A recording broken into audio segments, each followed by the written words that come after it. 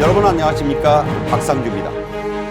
한국을 완전히 수복하겠다는 북한 김정은의 협박에 대해서 윤석열 대통령이 단호한 응징 방침을 밝혔습니다. 중대재해처벌법을 유예해서 중소, 영세기업들을 살리고 각종 준조세들을 없애겠다는 계획도 내놨습니다. 측근인 최선희 외상을 러시아로 보낸 김정은이 푸틴과 더욱 밀착하고 있습니다. 조만간 러북 정상회담이 북한에서 열릴 것이라는 관측이 나오고 있습니다. 북한은 지금에서 자세히 짚어드리겠습니다.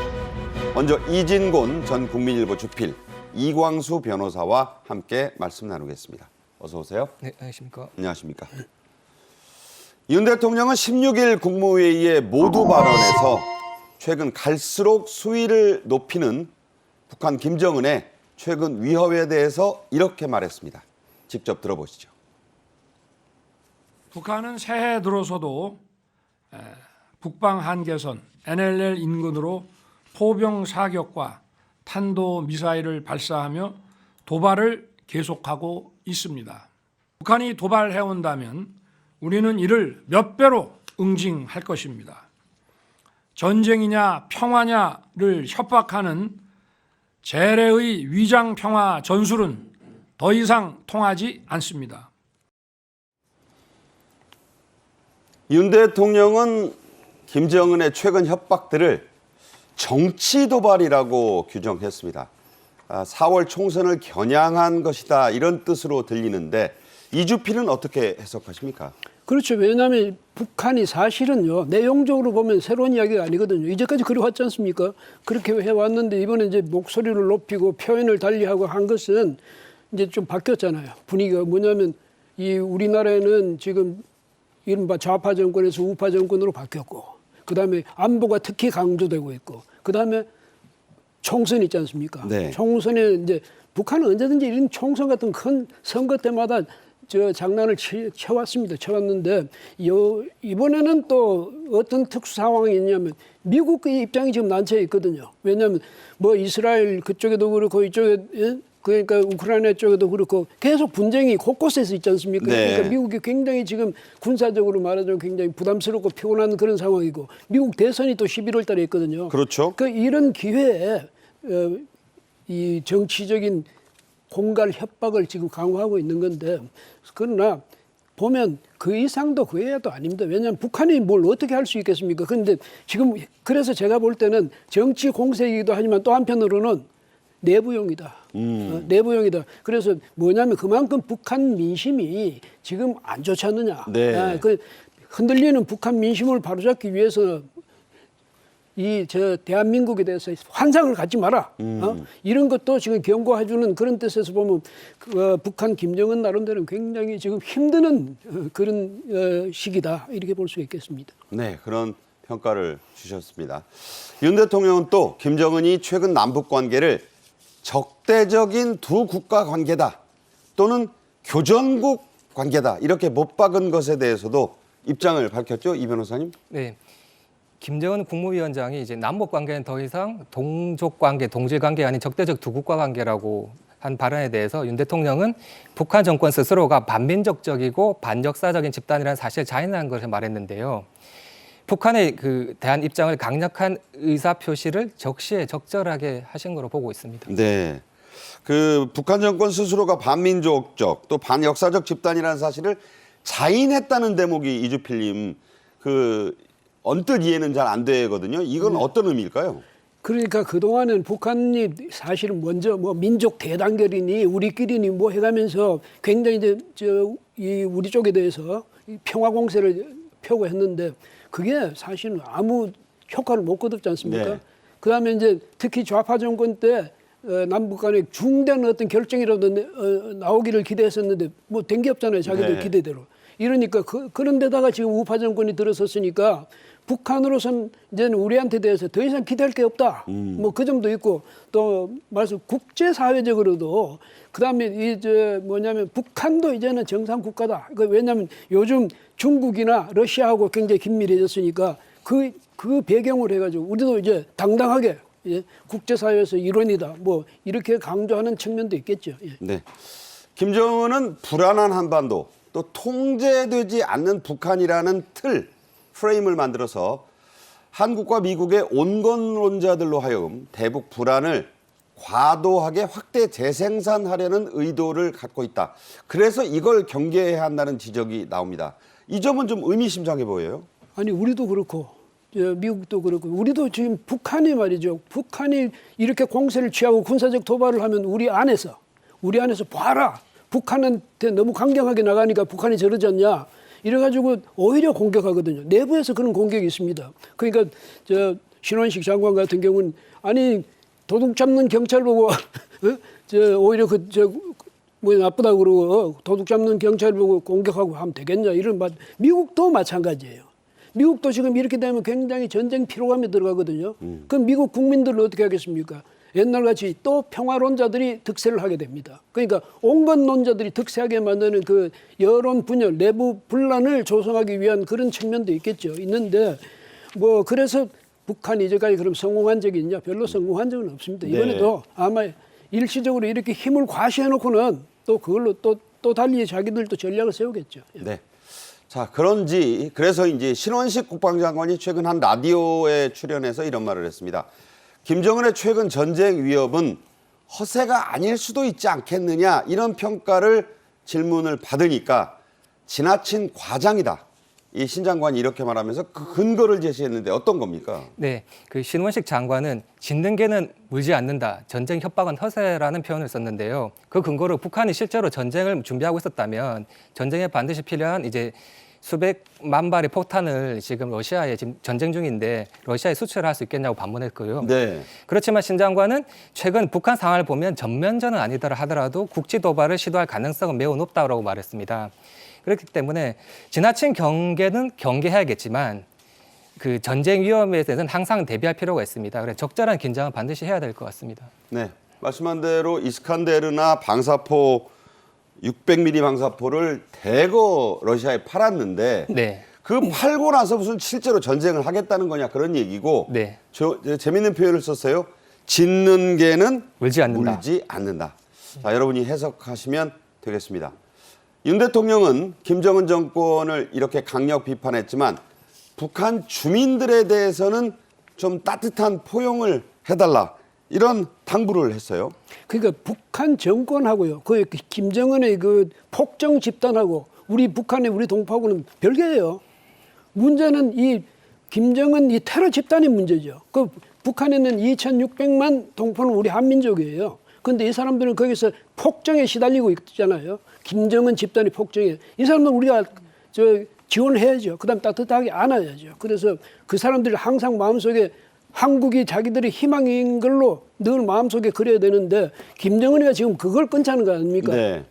한국에 대해서 환상을 갖지 마라. 이걸 강조하는데 우리는 이럴수록 북한에 대해서 이 북한 동포들에 대해서 좀 이 북한 동포들이 피부로 우리가 저 남쪽에 가면 우리의 동포들이 있다는 것을 믿도록 그렇게 하는 게 필요하고요. 그래서 북한 이탈 주민의 날 이걸 통일부에다 제정해달라 뭐 이렇게 당부까지 했는데요. 그 북한 동포에 대해서는 더 따뜻하게 더 격려해주고 더 우리에 대해서 희망을 갖도록 하는 게 중요하겠죠. 예. 네. 자, 윤 대통령은 이어서 민생과 경제로 화제를 옮겼습니다. 최근 계속 강조하고 있는 속도를 내라. 또 부처 간의 벽을 허물란 말을 다시 한번 언급했는데요. 직접 들어보시죠. 이렇게 국민의 의견을 직접 들으면서 민생 문제 해결에는 역시 속도가 가장 중요하다는 것을 다시 한번 생각했습니다. 앞으로도 국민이 원하는 과제를 중심으로 부처 간의 벽을 허물고 긴밀하게 협업하여 문제를 신속하게 해결해 나갑시다. 네, 새로 시작된 민생 토론회에서 달라진 점이 많다고 합니다. 윤 대통령이 이 참석한 국무위원들에게 자리에 앉아서 보고만 받지 말라고 했고 퇴짜를 놓고 그래서 지금 부처들이 바짝 긴장하고 있다고요? 네, 윤 대통령은 국무회의 마무리 발언에서 이제 민생 토론회 그리고 현장 방문의 비중을 두고 국정을 운영할 계획이라고 밝힌 뒤 국무위원에게 현장 목소리에 기울이자라고 강조했는데요. 현장에 답이 있다는 그 말이 있듯이 국민이 절실히 원하는 바를 현장 중심으로 이제 파악해 빨리 해결하는 것이 뭐 신뢰받는 정부, 유능한 정부 되는 길이 아니겠습니까? 네. 이런 차원에서 이제 현장에서 이렇게 답을 찾는다 이런 말인 것 같습니다. 현장에 나가서 직접 목소리를 듣는 것은 절실함에서 차이를 만든다라고 했는데, 네. 자 이제 이 근무를 또 정부에서도 해보셨으니까 이게 보고서를 장관들이 안에서 이게 앉아서 받는 것과 현장에 나가서 받는 것 차이가 어디 있다고 보세요? 그 실무자들이 뭐 준비하는 뭐 과정에서 이제 그냥 담당 이제 이렇게 뭐 상급자인데 찾아가서 보고하는 것보다 이제 현장에서 직접 이제 결자로 오시면 더 이렇게 좀 뭐 더 준비를 더 이렇게 철저히 한다든지 아니면 그 소통할 수 있는 이제 공간이 더 이렇게 확보될 수 있어가지고 의사소통이 좀 잘 될 것 같습니다. 네.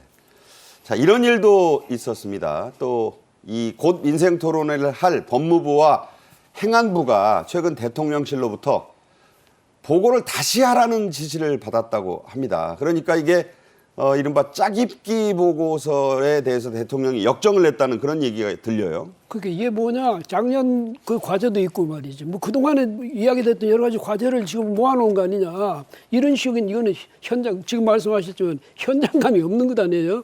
그러니 서류만으로 계속 이렇게 대통령한테 그럴듯하게 문장을 만들어서 보고하고 이러면 국민들이 이걸 이해하겠느냐. 특히 이번에 민생 토론 아닙니까? 그런데 거기 왜 참여한 사람들이 그걸 보고 이해하겠냐. 아, 저 사람들 또 탁상 공론하는 건 이런 인상을 주면 그 민생 토론 하나만 아닙니까? 네. 아, 그런 점에서 대통령이 다시 해와 이런 건데 아마 네. 그쪽에서는 상당히 지금 법무부라든지 행자부는 굉장히 좀 쇼크를 받았겠지만 덕분에 그렇게 함으로써 그야말로 현장감이 있는 현실감이 있는 그런 대안을 만드는 계기를 제공했다 이렇게 볼 수 있겠죠. 그러니까 과거에는 이 부처 하나가 준비해가지고 대통령에게 보고하는 형식이어서 어찌 보면 준비가 좀 편했다고도 볼 수 있어요. 그런데 이제 여러 부서를 통합해서 아이디어를 내고 같이 토론을 해서 보고서를 내고 이제 하자니까 아무래도 머리가 좀 아프겠죠, 공무원들이. 그 이번에 산업부하고 과학기술정보통신부하고 여기서 협업이 잘 됐답니다. 그래 장관들끼리도 같이 모여서 계속 의논하고 이렇게 요즘은 융합의 시대예요. 학문도 융합의 시대고 행정도 융합의 시대거든. 옛날같이 벽을 전번에도 지난 시간에도 이야기했지만 벽을 놔두고 거기서 서로가 조직 우선의 그런 논리에서 벗어나가지고 협업하고 그래서 과제 중심의 그런 행정으로 나아가는 데 있어서 이거 모범적인 그런 사례가 될 겁니다. 그래서 대통령도 여기에 대해서는 상당히 높이 평가한 모양인데 융합적인 그런 행정 체계 이걸 갖출 필요가 있다. 그 점에서 이번에 특히 이 과학부하고 산업부는 칭찬을 또 많이 받은 모양인데, 근데 본래는 이거 뭐냐? 별게 없잖아. 한방제 없지 않냐? 네. 이런 지적을 받아가 놀라가지고 했는데 그래서 그 어느 기사를 보니까 천당과 지옥을 왔다 갔다 했다든지 뭐 그런 표현도 있었죠. 예. 네. 자, 이 방송 직전에도 생중계가 있었고 앞으로도 이제 5번 이상의 민생 토론회가 부처 간 통합 형식으로 계속 열리게 되니까 주목을 좀 해봐야 되겠습니다. 과연 여기에서 국민들에게 실질적인 도움이 되는 대안이 도출될지 좀 보겠습니다. 자, 계속합니다. 윤 대통령은 이른바 준조세라고 불리죠. 각종 법정 부담금들의 대대적인 개편도 지시했습니다. 직접 들어보겠습니다. 환경 오염을 막거나 국민 건강을 증진하는 긍정적인 부담금도 물론 있습니다마는 준조세나 그림자 조세로 악용되는 부담금이 도처에 남아 있습니다. 사회적 비용을 유발하는 행위에 대해 예외적으로 부과하는 것이 부담금이지 재원 조달이 용이하다는 이유로 부담금을 남발해서는 안 됩니다. 네, 저도 이 프로그램 준비하면서 우리나라의 이 각종 부담금 명목의 준조세가 100개 가까이 되는구나 깜짝 놀랐습니다. 정확히 91개나 된다고 하는데, 자, 어떤 것들이 있고 이걸 어떻게 지금 바꾸자는 건지 대통령이 한 얘기를 소개해 주시죠. 네, 그 부담금이란 일단 특정 공익 사업에 필요한 경비 전부 일부를 특정한 이제 이해관계를 가진 자에게 부담하는 조세 이외의 금전 지급 의무를 말하는데요. 1961년에 도입된 이후에 이제 국민과 기업에게 이제 필요 이상의 부담을 지워 이제 민간 경제 활동을 저해한다는 비판이 계속해서 왔습니다. 그래서 윤석열 대통령은 16일 국무회의에서 그 재원 조달을 용해한 이유로 부담금을 남발해서는 안 된다. 국민과 기업의 부담을 실제로 덜어주려면 91개 이르는 현행 법정 부담금을 전수조사해서 원점에서 재검토하라고 했는데요. 국민 전체 입장에서 보면 이거 환영할 만한 일이죠. 네. 그러니까 이제 재원 조달이 쉽다는 이유로 각종 부담금을 막 이렇게 지금까지 남발해 왔다는 건데 이게 조달이 왜 쉬운가요? 그 조세 같은 경우에는 조세 법률주의라고 해서 이제 엄격한 이제 뭐 규정이 있고 통제 방안이 있는데 부담금 같은 경우는 조세와 다르기 때문에 일단 근거 규정도 이제 법률에 있다기보다는 행정 규칙이나 조례에 있기 때문에 일단 뭐 집행하기도 편하고 이제 감독도 이제 이게 이제 일반 회계로 이렇게 관리되는 게 아니라 특별 회계나 그 기금을 관리되기 때문에 통제 방안이 더 약하기 때문에 이런 좀 허점을 이용해서 좀 많이 사용되고 있습니다. 그래서 이제 준조세니 그러니까 조세에 준한다. 네. 혹은 뭐 섀도우다. 그림자 조세다 이런 말을 쓰는데 자 이런 게 악용되는 사례를 우리가 많이 볼 수 있잖아요. 그러니까 이게 걷기도 쉽고 만들기도 쉽다는 이유인데 이게 91개나 되는 건 아셨어요? 네, 저도 이렇게 이걸 보면서 이제 이렇게 많구나 하는 걸 알았습니다. 네. 자 그래서 해마다 늘고 있습니다. 이런 법정 부담금을 우리가 볼 때 중앙정부, 지자체, 지방정부의 쌈짓돈처럼 쓰이는 게 아니냐. 그야말로 쌈짓돈이라는 게 이제 요즘은 안 쓰지만 그 옛날 할아버지들이 바지춤에다 넣고 손자들 용돈 줄 때 동전도 꺼내고 하는 게 그 쌈지 아니겠습니까? 담배 쌈지에서 나온 말이거든요. 자, 이게 무려 역사가 63년이나 됐네요. 1961년에 이제 도입이 됐습니다. 됐는데 특히 1980년대 이제 이게 경제 개발 그다음 급성장 이럴 때 그때 이게 굉장히 늘어가지고요.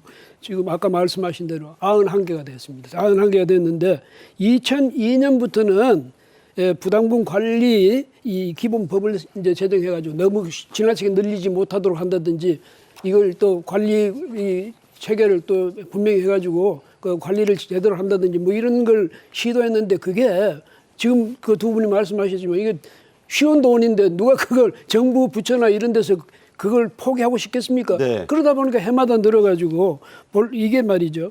지금 올해는 24조 6천억 원 정도 이를 거라고 그러지 않습니까? 네.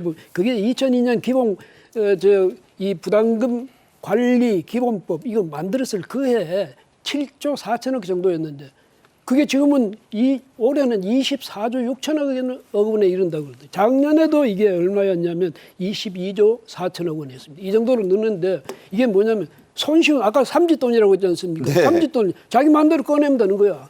그래서 이렇게 하니까 이게 또 대개는 소비자들은 몰라요. 내가 내는지 안 내는지. 왜냐하면 그 업체들이 대개 내니까. 그래서 대한상의 같은 데서 건의도 하고 이랬는데 업체들 특히 중소기업이나 이런 데서는 굉장히 부담스럽거든요. 이게 그야말로 준조세적인 부담인데 이게 이제 커지니까 굉장히 부담스러운데 이 부담을 줄여주는 것이 말하자면 기업 활성화시키는 그런 방안이 될 테니까 그래서 대통령이 특히 이제 관심을 가지고 이런 걸 과감히 좀 정리하라 뭐 이렇게 지시를 한 모양입니다.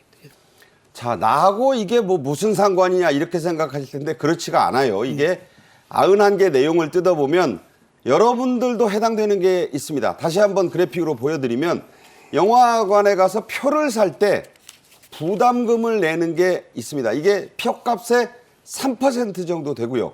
자, 출국할 때도 내고 여권 발급할 때도 내고 알게 모르게 많이 내잖아요. 이번에 손보는 게 어떤 것들입니까? 네, 그 이번에 개선되거나 폐지될 검토되는 부담금은 이제 회원제 골프장 시설 입장료 부과금, 그리고 농어민 전기 사용자의 일시 부담금, 손해보험사의 화재보험협회 출연금, 택시 플랫폼 업체에 부과하는 여객 자동차 운송 시장의 안전기여금, 그리고 전기 전자제품 재활용 부과금과 회수 부담금의 5개 부담금이 폐지 또는 통합 대상이 될 것으로 보이고 나머지 86개 부담금은 주동 절차를 밟을 것으로 보입니다. 네, 그러니까 지금 보면은 2024년에 부담금 현황이 총액으로는 24조 6천억 원, 전년에 비해서 13% 가까이 늘었고요. 항목이 91개. 자, 보십시오. 환경부, 국토교통부, 산자부, 금융위원회 자, 여기에 이제 말씀드린 대로 영화 상영관 입장권 부과금이 있고요. 3%입니다. 출국 납부금, 출국자에게 1인당 11,000원씩 부과하거든요. 여러분들 냅니다. 국제교류기여금이라고 그래서 이게 무슨 돈이냐. 여권을 만들 때 15,000원씩 꼬박꼬박 울려요. 자, 이게 여러분들은 당연히 내는 돈인 줄 알지만 알고 보면 다 이게 부담금 명목의 준조세였다는 거 아닙니까? 그러니까 우리가 극장표를 살 때 거기 300원이 더 붙었을 거다 이런 게 생각을 안 하고 그냥 사잖아요. 그렇죠. 사니까 거부감이 없는 거예요. 소비자들은. 근데 다만 문제는 극장 같은 데서는 나중에 목돈 납부해야 되니까 그런 데서 이제 부담감이 있고 그래서 혹시라도 말이죠. 이 이제 300원, 300 몇십 원 뭐 이걸 줄여줬을 때 그만큼 입장료에 반영을 해줄 것인가? 네. 그것도 한번 생각해 봐야죠. 그래서 이 효율적으로 하려면 이것이 소비자에게 그 혜택이 가야 되거든요. 그렇죠. 근데 중간에서 업체들이 거기서 만약에 자기들의 이익으로 해버리면 안 되니까 이 점에 대해서도 정부가 아주 예의주시해가지고 이 관리 감독을 좀 철저히 해야 될 것이고 그래서 이것이 또 어떻게 되면 기업들의 특히 중소기업들의 이 산업 활동이 활성화되도록 하는데 기여하는 게 돼야 되지. 그게 안 되면 뭐 말썽만 많아지고 저항만 많아지고 실제 현실적인 실익은 별로 없는 이런 상황이 되면 안 되지 않겠습니까? 예. 네. 자, 그런 것들이 아까 이 변호사님 말씀하신 것처럼 300원, 600원 액수가 크든 적든 이걸 없앤다고 하면 이게 바로 소비자들에게 이익으로 돌아갈 수 있겠다고 보십니까? 어떻습니까?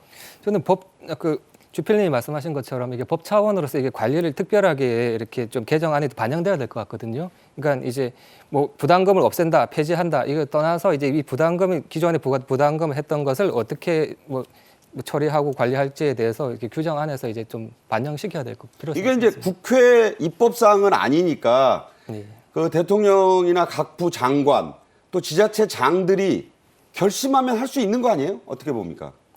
네, 뭐 각 부처에서 이를 갖다가 이제 행정 규칙이나 이제 이런 걸 통해서 이제 입법 사항을 갖다가 이제 뭐 적절히 관리해서 이제 뭐 준비를 하면 될 것 같습니다. 네, 빨리 이렇게 할 수 있는 거는 실감할 수 있게 좀 정부가 나서서 했으면 좋겠습니다.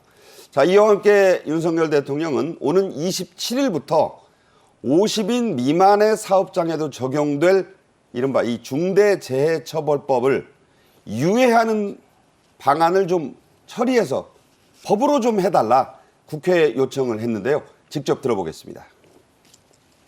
근로자의 안전이 중요함은 더 이상 말할 필요가 없을 정도로 중요합니다.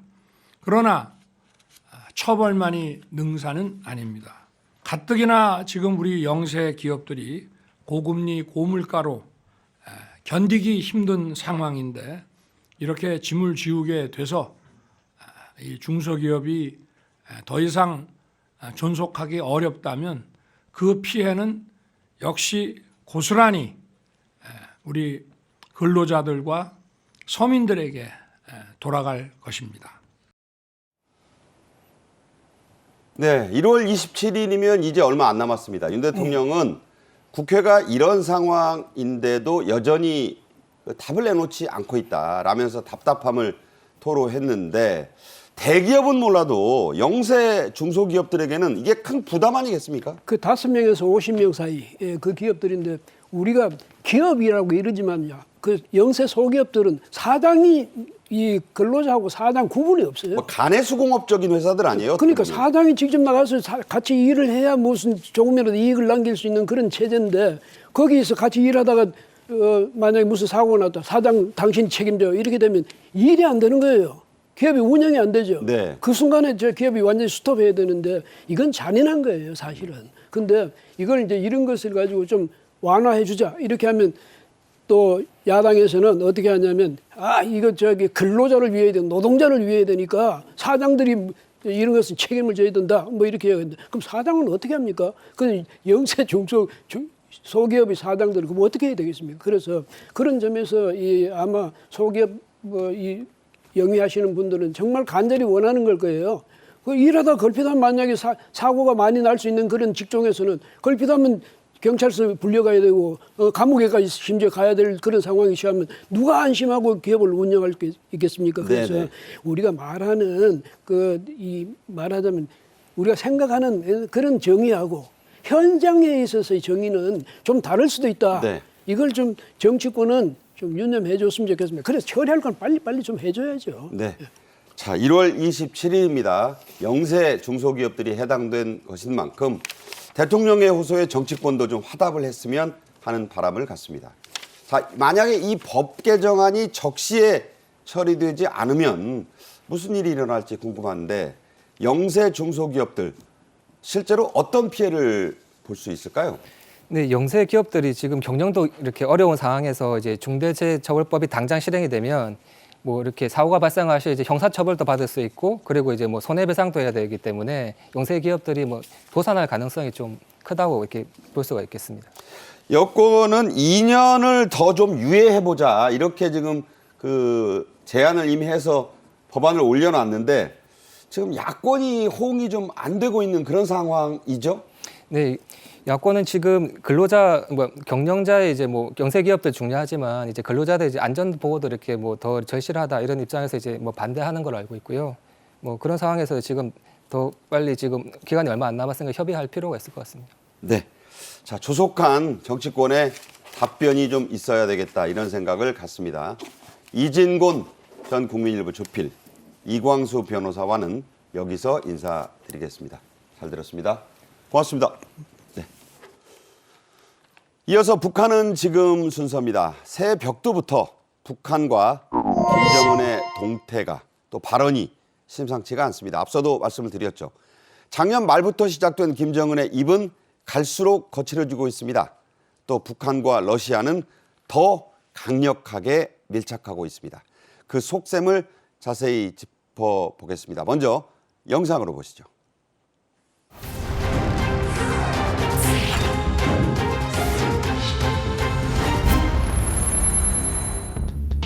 북남 관계는 더 이상 동족 관계, 동질 관계가 아닌 적대적인 두 국가 관계, 전쟁 중에 있는 두 교전국 관계로 완전히 고착되었습니다.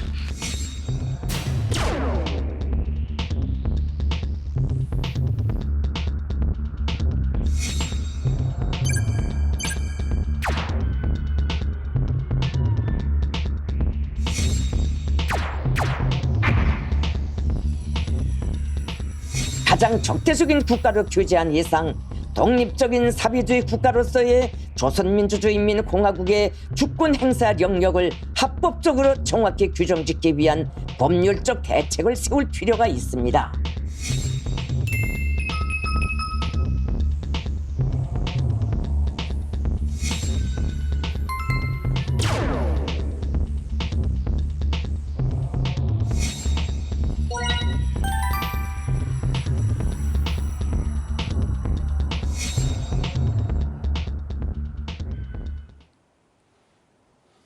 네, 오늘도 고영환 통일부 장관 특별보좌역과 함께 하겠습니다.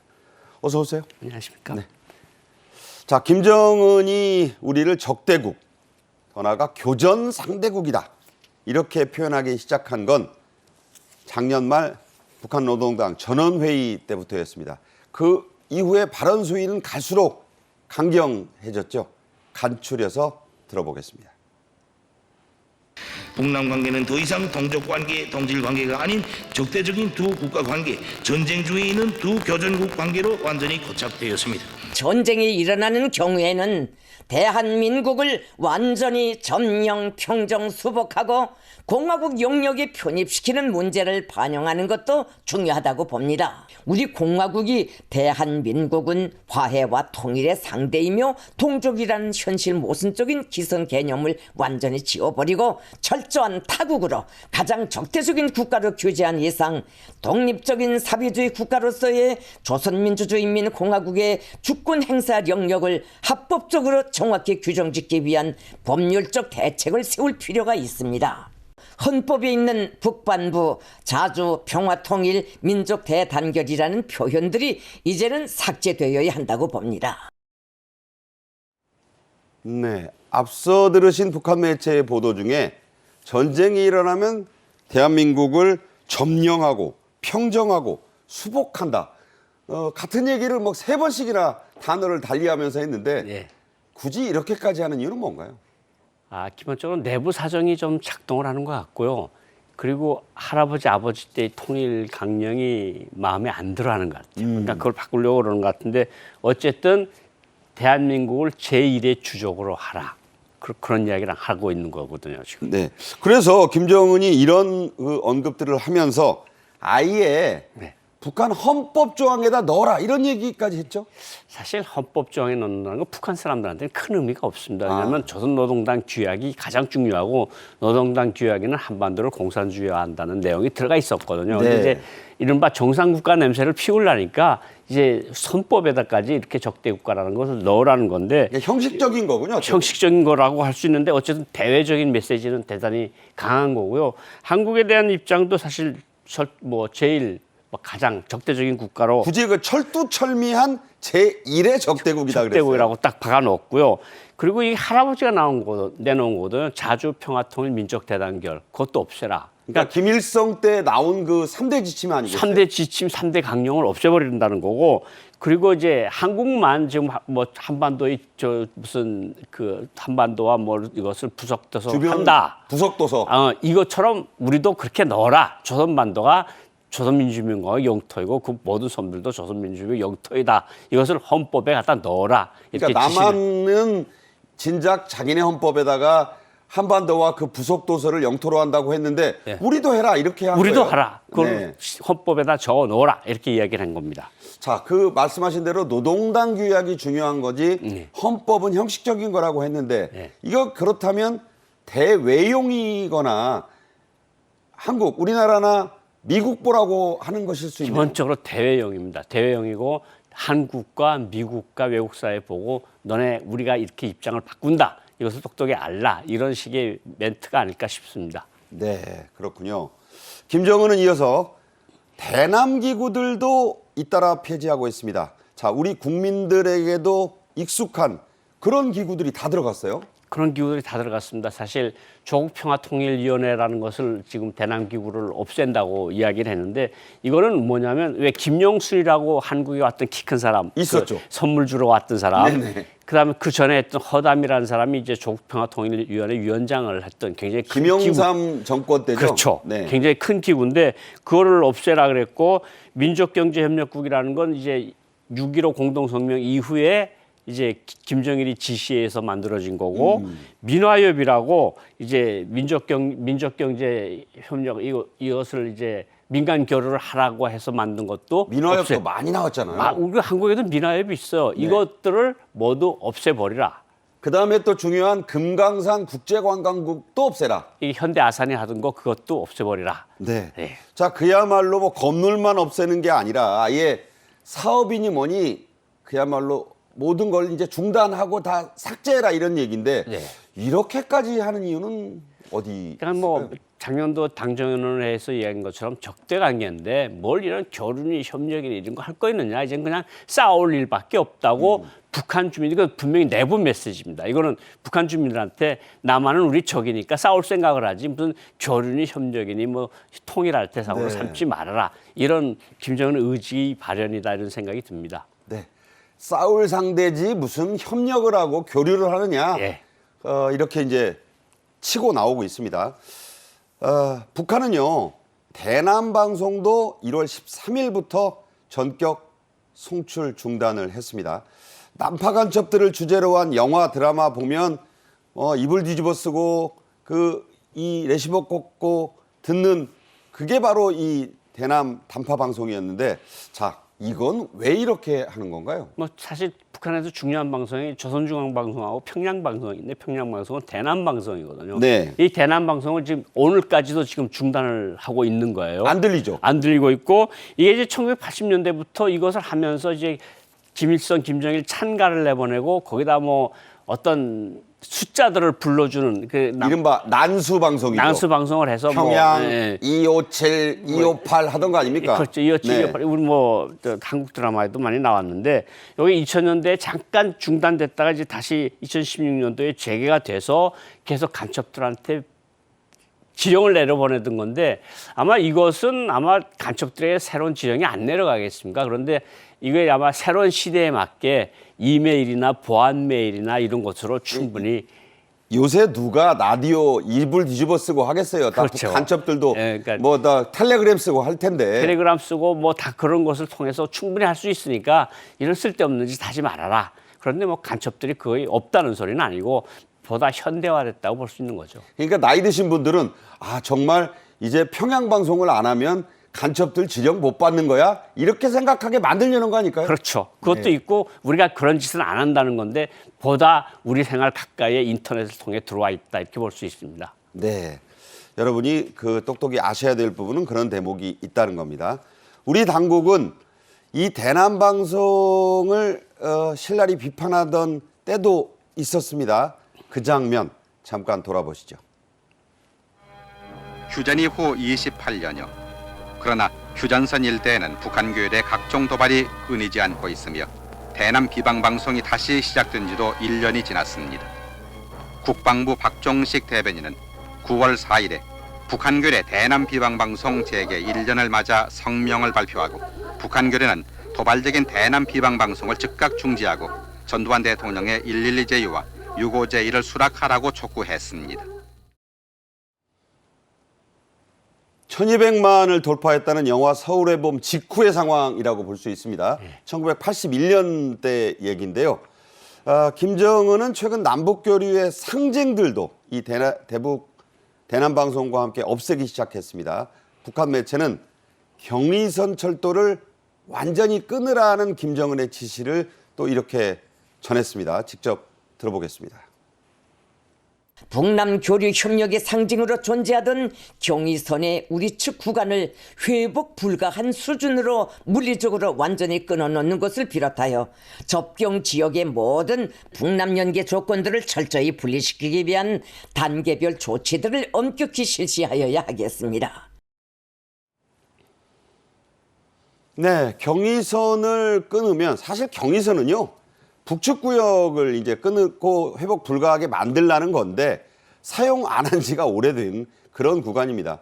경제적으로 답답한 건 오히려 북한입니다. 지난 정부에서는 이거 뚫어달라고 난리였었거든요. 그럼에도 불구하고 김정은이 시설을 완전히 복구불능하게 없애라 이렇게 또 했단 말이에요. 저희 사실 형식적입니다. 이게 연결됐던 구간이 얼마 안 되거든요. 그걸 뭐 완전히 끊어버리라는 건 좀 그러는 거고 아마 북한이 앞으로도 조금 더 뭐 연락사무소든가 무슨 아니면 그 어떤 출입국 사무소 같은 걸 폭파시키는 장면들을 또 내보내서 또 충격을 주려 할 건데 이게 이제 이 구간들을 완전히 회복 불가능한 것으로 끊어버리고 그리고 이제 사실은 북한이 왜 이런 짓을 하느냐고 이제 물어보셨는데 네네. 저는 이런 것을 유지하면서 드는 비용보다 한류나 한국이 경제력이 워낙 커졌으니까 여기로 들어오는 영향력 차단이 체제로서는 또 일단 더 급하다. 그게 더 무섭다. 그게 더 무서우니까 일단 그냥 뭐 교류니 뭐니 그런 거 다 하지 말고 이제 결국 한류고 한국 영향력 다 끊어버려라. 만나면 자꾸 우리 사람들의 영향을 받으니까 그거 아예 그냥 귀찮으니까 우리끼리 그냥 살도록 하자. 이런 식의 발언들이 아닌가 이런 생각이 듭니다. 그러니까 이제 철도는 핑계고 예. 지금 이런 게 이제 인터넷 이제는 뭐 USB도 아니고 예. 그런 식으로 이제 젊은이들이 물들까봐 예. 그게 더 무섭다 하니까 다른 거를 끊으면서 이제 그런 것도 더 좀 강화하겠다 이런 건가요? 그런 의미로 볼 수 있죠. 그러니까 뭐 인터넷을 통해서 드라마를 통해서 한국 영향력이 너무 들어가니까 특히 MZ세대가 그런 영향을 많이 받으니까 그걸 완전히 끊어버려라. 우리가 너무 손해를 보고 체제가 위험하다. 그러니까 철도 같은 거 연결선 만들어 놓는 게 무슨 큰 문제냐. 그냥 다 폭파시켜 버려라. 이런 뜻인 것 같습니다. 고특보께서 이제 통일부에 계시면서 북한 정보도 이렇게 많이 더 저희보다 심도 있게 접하실 텐데 북한의 MZ세대들이 실제로 K-콘텐츠라 불리는 한류를 접하고 있습니까?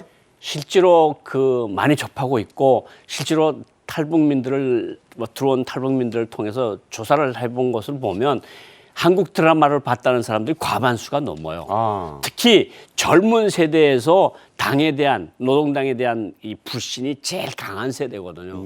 그러니까 북한에서 평양문화보호법까지 만들어서 오빠야, 자기야 이런 말도 못 쓰게 하고 다 지금 통제하는 거 아닙니까? 그만큼 영향력이 있으니까 북한 정권이 두려워한다 이렇게 볼 수 있습니다. 그러니까 이 철도나 도로나 이 눈에 보이는 것보다 그렇죠. 더 무서운 게 이 인터넷이나 이 드라마, 이거 콘텐츠의 힘이라는 거군요. 콘텐츠 한류의 힘이라고 볼 수 있는 거죠. 그렇군요. 예. 네.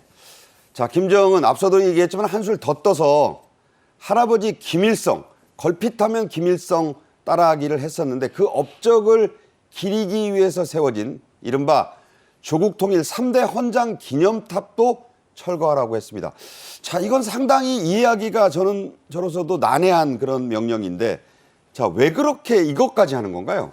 사실은 처음에 등장할 때 너무 젊은 친구니까 이제 할아버지 아바타를 했고 네. 그다음에 이제 아버지의 선군 정치를 따라했는데 이제는 자기가 이제 어느 정도 수준에 올라왔다고요. 이제 40 됐어요. 이제 40 됐고 그러니까 근데 여기서 중요한 거는 어쨌든 북한이라는 건 왕조 체제고 할아버지 때부터 이어진 것을 아들이 돼서 이어받는 거 아닙니까?